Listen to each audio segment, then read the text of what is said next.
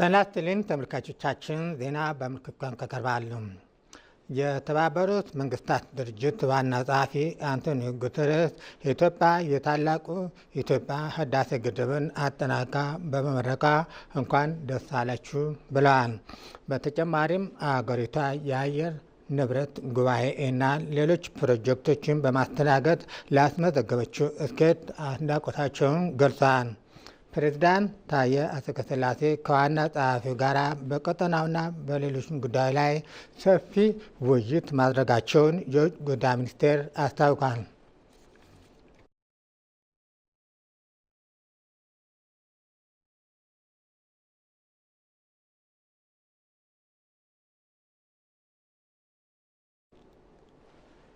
ኢትዮጵያ የስልጣን ምንጭ ከሆኑ ቀዳሚ አገራት አንዷ ብትሆንም ያላት ሀብትና አቅም በሚገባ አለመጠቀሟ በሚገባ ልክ እንዳታድግ ማድረጉን የታሪክ ባለሙያዎች ይናገራሉ።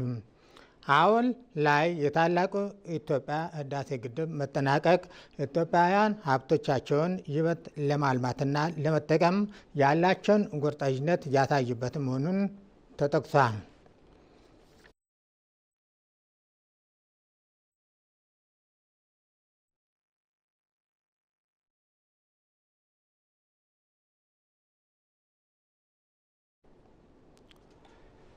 ኢትዮጵያና ኬንያ ከ62 ዓመታት ወዲህ ለመጀመሪያ ጊዜ ታላቅ ወታደራዊ የትብብር ስምምነት ተፈራርመዋል።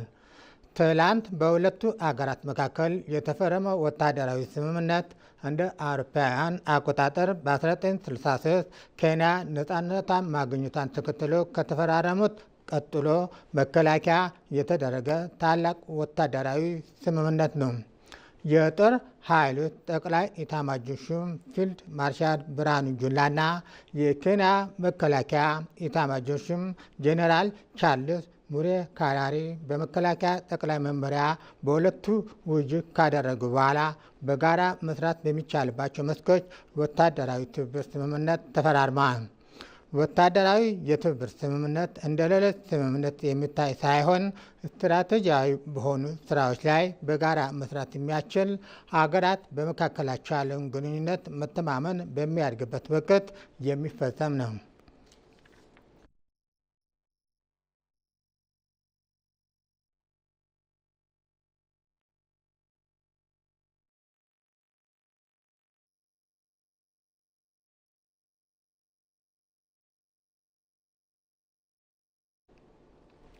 ኢትዮጵያ ውስጥ የተለያየ የፖለቲካ አመለካከት ያላቸው አካላት ቢኖሩም በአገሪቱ የባህር በር ጥያቄ ላይ ግን በጋራ መቆም ይገባቸዋል ሲል የሕግ መምህርና ተመራማሪ ማናዬ ዘገየ ዶክተር ገለጹ።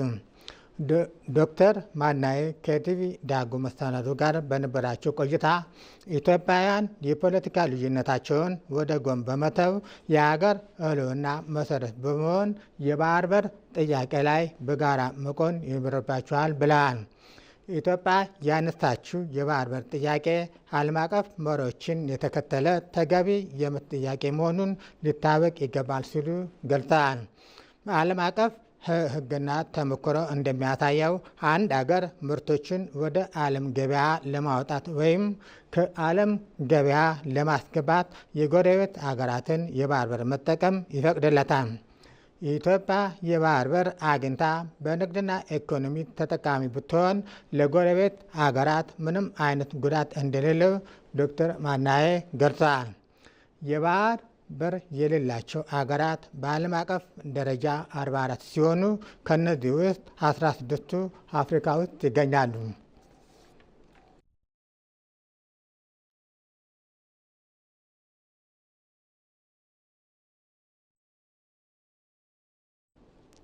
በመጨረሻም ጣና ሐይቅን ከገታማቱና አዋሳኝ ውሃ አዘል መልክዓ ምድር ጋር አካቶ በባህላዊና ተፈጥሯዊ የዓለም ቅርስነት ለማስመዝገብ እየሰራ መሆኑን የአማራ ክልል ባህልና ቱሪዝም ቢሮ አስታወቀ። በጉዳዩ ላይ ከቲቪ ጋር ቆይታ ያደረጉት የክልሉ ባህልና ቱሪዝም ቢሮ ምክትል ኃላፊ ዶክተር አየለ አናውጤ ባለፉት 2 ዓመታት ጥናትና የሰነድ ዝግጅት መከናወኑን ገልጸዋል።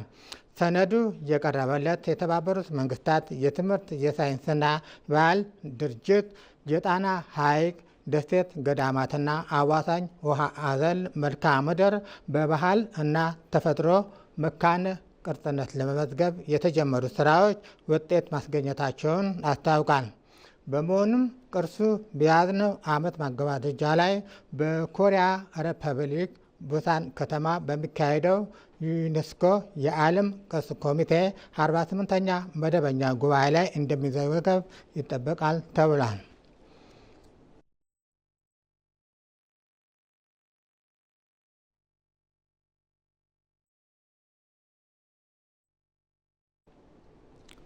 ዜናው አበቃ።